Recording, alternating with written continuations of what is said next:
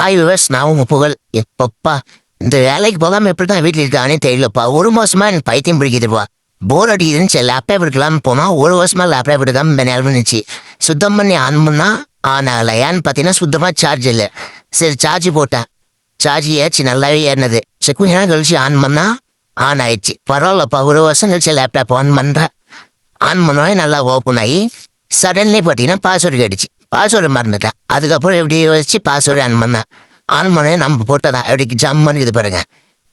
டெஸ்க்டாப்பில் அம்மா அப்பா போட்டோ இருந்தது. சரி உள்ள ஓப்பன் பண்ணி போட்டோஸ் பார்க்கலாமா. நம்ம போட்டோ ஒரு 2 வருஷமான செக்யூரிட்டியான அந்த போட்டோ.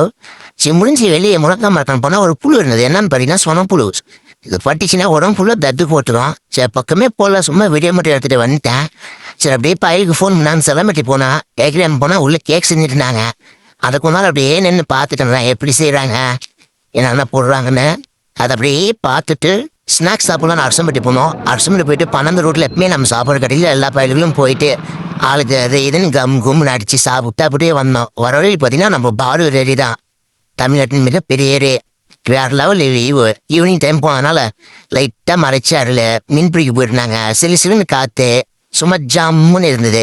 கொஞ்ச நாள் அப்படியே அங்கேயே நின்று ரசிச்சுட்டு சரி அப்படியே வீட்டுக்கு கிளம்பி வந்தோம். வந்துட்டு சரி மாடு பிடிக்கலான்னு போனோம். பாருங்க எல்லா மாடும் எப்படி மேய்ஞ்சுனுக்குதுன்னு.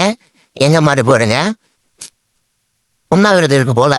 அவரு என்ன கம்மியாக போட்டு வளர்ந்துரு காலையில். இன்னைக்கு எங்கள் மாடு உண்ணாவிரதம் இருக்கு. சரி மேயிற அப்படின்னு மேய வரலாம்னு அப்படியே நின்றுட்டு இருந்தேன். உடனே மழை பிடிச்சிருச்சு. அப்படியே கொண்டாந்து மலையிலேயே மேய விட்டேன். மேய்ஞ்சது.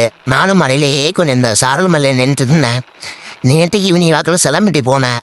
அங்கேயும் மலை ஒன்றும் முடியல. மழைனா மலை. எப்படா விடும் எப்படா வீட்டுக்கு போடுறதுன்னு அப்படியே மலை வெட்டுற வரை இருந்துட்டு அப்படியே மெதுவாக வீட்டுக்கு வந்துட்டேன்.